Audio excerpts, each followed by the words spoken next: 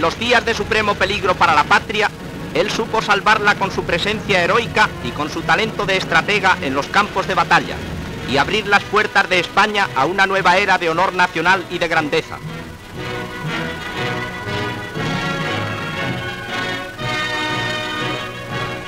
Un Estado totalitario armonizará en España el funcionamiento de todas las capacidades y energías del país, en el que dentro de la unidad nacional el trabajo, estimado como el más ineludible de los deberes, será el único exponente de la voluntad popular. Y merced a él podrá manifestarse el auténtico sentir del pueblo español a través de aquellos órganos naturales que, como la familia, el municipio, la asociación y la corporación, harán cristalizar en realidades nuestro ideal supremo. Pero cuando por ley natural mi capitanía llegue a faltaros, lo que inexorablemente tiene que llegar algún día es aconsejable la decisión que hoy vamos a tomar, que contribuirá en gran manera a que todo quede atado y bien atado para el futuro. Queda aprobada la ley y designado sucesor en la jefatura del Estado, a título del rey, para en su día, el príncipe don Juan Carlos de Borbón y Borbón. El presidente de las Cortes tomó juramento al futuro sucesor. En nombre de Dios y sobre los santos evangelios, juráis lealtad a su excelencia, al jefe del Estado, y fidelidad a los principios del movimiento nacional y demás leyes fundamentales del reino. Sí, juro lealtad al jefe del Estado y fidelidad a los principios del movimiento nacional y demás leyes fundamentales del reino. Si así lo hiciereis, que Dios os lo premie, y si no, os lo demande.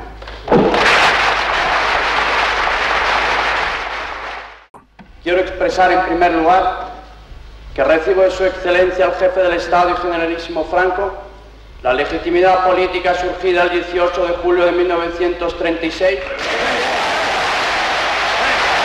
Mi general, desde que comencé mi aprendizaje de servicio a la patria, me he comprometido a hacer del cumplimiento del deber una exigencia imperativa de conciencia. A pesar de los grandes sacrificios que esta tarea pueda proporcionarme, estoy seguro que mi pulso no temblará para hacer cuanto fuere preciso en defensa de los principios y leyes que acabo de jurar.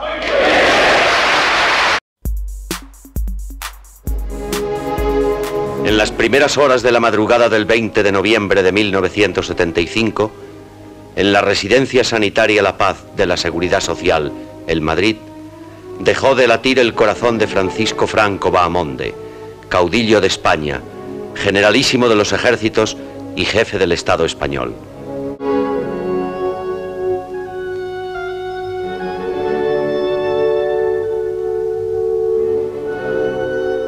Terminada la ceremonia, doña Carmen Polo de Franco, los príncipes de España y las demás personalidades asistentes al acto desfilaron ante el féretro en que reposaba Franco, revestido con el uniforme de capitán general.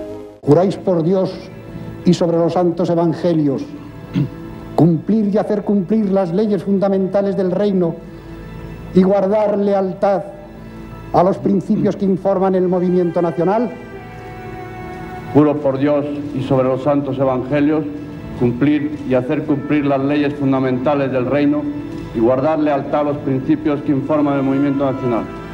Si así lo hiciereis, que Dios os lo premie, y si no, que os lo demande. Una figura excepcional entra en la historia. El nombre de Francisco Franco será ya un jalón del acontecer español y un hito al que será imposible dejar de referirse para entender la clave de nuestra vida política contemporánea. Con respeto y gratitud, quiero recordar la figura de quien durante tantos años asumió la pesada responsabilidad de conducir la gobernación del Estado. Si todos permanecemos unidos, habremos ganado el futuro.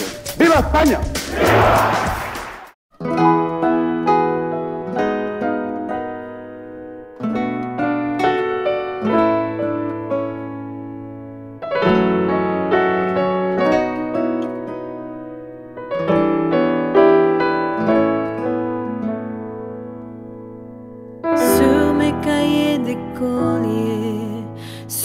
mon pupitre et les arbres, sur le sable de neige, j'écris ton nom. Sur toutes les pages lues, sur toutes les pages blanches, pierre, sang, papier ou cendre, j'écris ton nom. Sur les images dorées, sur les armes des guerriers, sur la couronne des rois,